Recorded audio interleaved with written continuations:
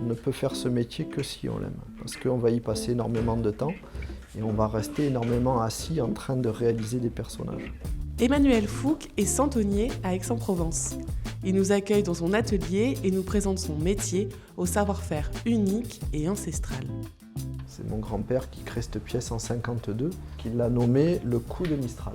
Donc c'est une pièce qui représente un berger qui lutte contre le vent.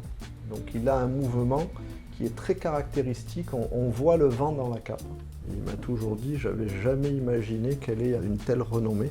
Et dès qu'il l'a sorti, en fait, il aura son titre de meilleur ouvrier de France en 68. Il a été salué par de nombreuses critiques comme étant une pièce qui a donné vie au Santon. Pour moi, c'est le plus beau Santon parce qu'il représente un mouvement que l'on n'a jamais retrouvé sur aucun autre Santon. Et en 52, c'était assez unique puisqu'on faisait des santons qui étaient très figés. On va commencer. Il faut d'abord charger les moules. Là, on aura la tête. Et là, il y a le chapeau, puisque c'est deux pièces qu'on va assembler. Donc là, tout se fait avec une argile qui est un peu comme de la pâte à modeler, c'est-à-dire qui est très malléable. Alors les moules sont des moules en plâtre.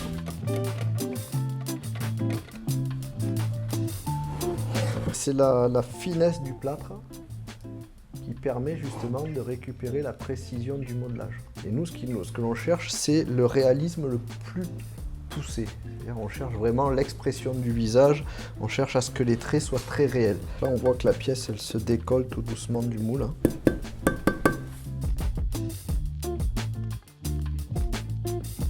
Là, il va y avoir tout un travail d'assemblage et de rectification qui va durer à peu près 5 heures sur une pièce comme ça.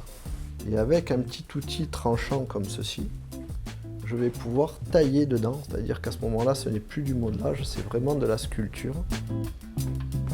Après, il y a à peu près 1 mois et demi de séchage en cave. Si ce séchage est trop brutal, la pièce va fissurer. Ça sera très difficile de réparer une fissure une fois qu'elle est sèche. Une fois que la pièce a été séchée, on va la lisser avec un pinceau et de l'eau. On va l'enfourner pour la cuire à 1000 degrés. Donc on va mettre à peu près 25 heures pour atteindre les 1000 degrés. Et on mettra également 25 heures pour redescendre à 20 degrés. Donc ça c'est le four. On va poser toutes les pièces une par une à la main. Les pièces ont été empilées les unes sur les autres.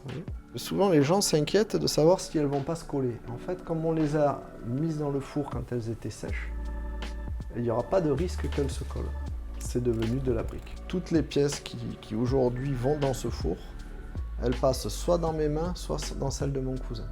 On a un savoir-faire qui se fait entièrement à la main. Donc le personnage est modelé directement dans l'argile. La transmission de ce savoir-faire, il demande une formation, il demande un encadrement. On ne lance pas la personne comme ça dans la créativité. On l'éduque pour qu'elle ait le style de la maison Fouque. Ça fait 90 ans que l'on exerce ce métier. Donc la création a toujours été faite par un membre de la famille. Donc ça a commencé avec Jean-Baptiste Fouque, Paul Fouque, Mireille Fouque, ma mère. Aujourd'hui, c'est mon devoir. Donc je crée depuis une vingtaine d'années des personnages et je suis à peu près à 200 modèles. Une fois les santons modélisés, ils sont peints dans l'atelier décoration. Ce dernier est géré par Catherine Fouque, l'épouse d'Emmanuel. Donc on peint autant des santons, petites figurines, ou bien des accessoires de crèche. Je suis en train de faire donc un petit bastidon provençal. On utilise de l'acrylique aujourd'hui, mais on a très longtemps peint à l'huile. On était les seuls santonniers à peindre à l'huile. Mais bon, il y a des temps de séchage qui sont assez longs. Ce qui est important chez nous, c'est aussi le fait qu'on mélange les couleurs. On ne peint pas sorti du tube. Alors évidemment, c'est plus long, ça demande plus de dextérité, mais c'est ce qui fait le charme de l'artisanat aussi. Donc les connaisseurs viennent et regardent les yeux, par exemple. Chaque santon a son authenticité, sa spécificité, et je pense que c'est ce qui fait un petit peu aussi la différence et qui crée l'émotion.